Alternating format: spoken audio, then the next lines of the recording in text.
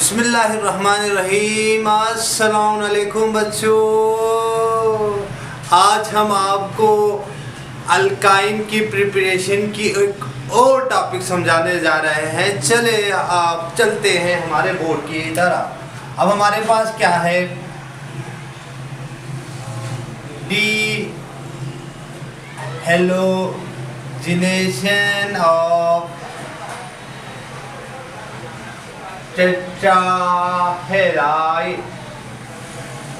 यानी बच्चों अब हम आपको क्या समझा रहे थे, हम आपको ये समझा रहे थे कि हमने क्या बनाना है, ट्रिपल बॉन्ड बनाना है, हमने अल्काइन बनाना है। और अल्काइन को हमने पहले किस तरीके से बताया था आपको, डीहाइड्रोहेलोजिनेशन ऑफ विसिनल डाइहेलाइड। अब हमारे पास क्या है, डीहेलोजिनेशन ऑफ टेट्राहेलाइड।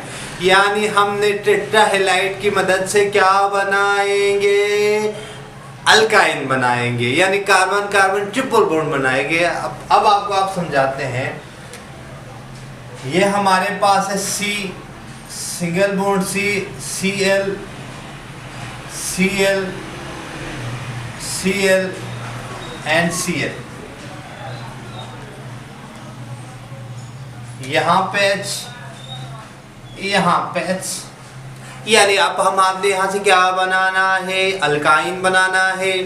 इसके लिए हमें ज़रूरी है कि इसके साथ दो जिंक के मॉलिक्यूल्स आ जाए या दो जिंक एलिमेंट्स आ जाए। आपको पता है कि जब मैं जिंक है तो मैं जिंक को इस तरह लिख सकता हूँ Zn+2 Zn+2।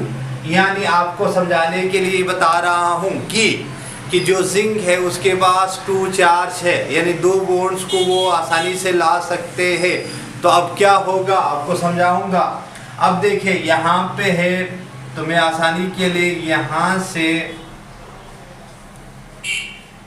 दो मॉलिक्यूल जब आपस में जुड़ जाएंगे तो हमारे पास बनेगा C double bond Cl Cl, यहाँ पे H और यहाँ पे H plus ZnCl2 zinc dichloride. अब देखिए क्या हुआ, यानी जो हमारे पास सिंगल बॉन्ड था वो जिंक की मदद से दो क्लोरीन के नेगेटिव चार्ज, दो पॉजिटिव चार्ज आप जिंक ने आपस में जोड़ कर ये करके क्या बनाया, ZnCl2 बनाया, ना जिंक डाइक्लोराइड बने।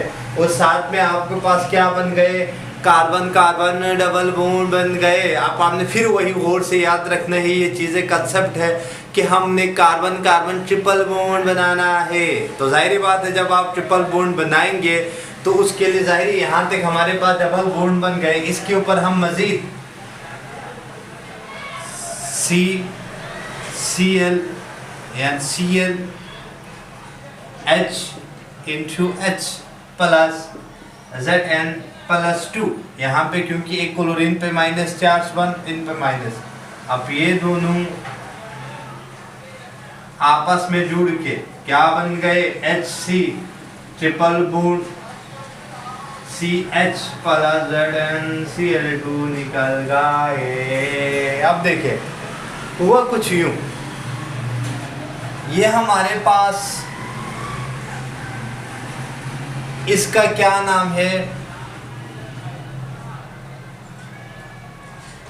Ethyl tetrachloride.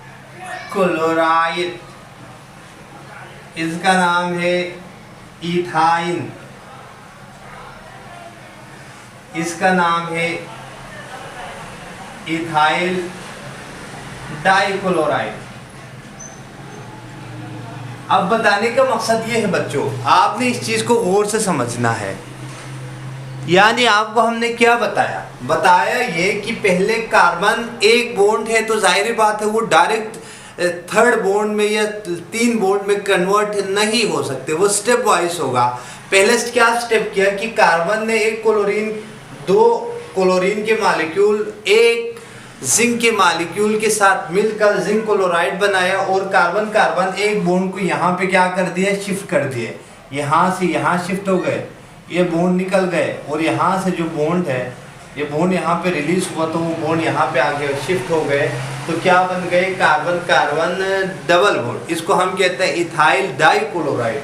जब इथाइल डाइक्लोराइड बन गए, क्योंकि हमारा मकसद था यहाँ पे रुकना नहीं है, हमने कहाँ तक जाना है, हमने जाना है ट्रिपल बॉन्ड तक। तो जाहिर बात है फिर हमने ZN को इसके साथ रिएक्शन करवाया, तो आखिर में हमारे पास कार्बन कार्बन ट्रिपल बॉन्ड बन गए। साथ में क्या चीज़ बन गए, साथ में हमारे पास ZnCl2 रिमूव हो गए।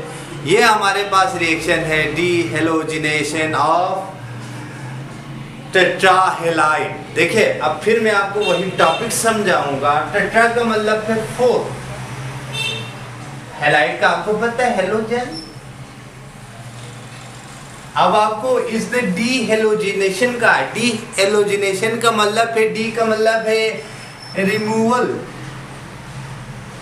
हेलोजन को हमने निकालना है। तो जाहिर बात है यहाँ से 2 हेलोजन यहाँ से निकल गए, 2 हेलोजन यहाँ से निकल गए, तो कुल हमारे पास कितने हेलाइड्स निकल गए, 4, 2 यहाँ से 2 यहाँ से। इसलिए इस मैकेनिज्म को, इस प्रिपरेशन को हम कहते हैं डीहेलोजिनेशन ऑफ टेट्राहेलाइड।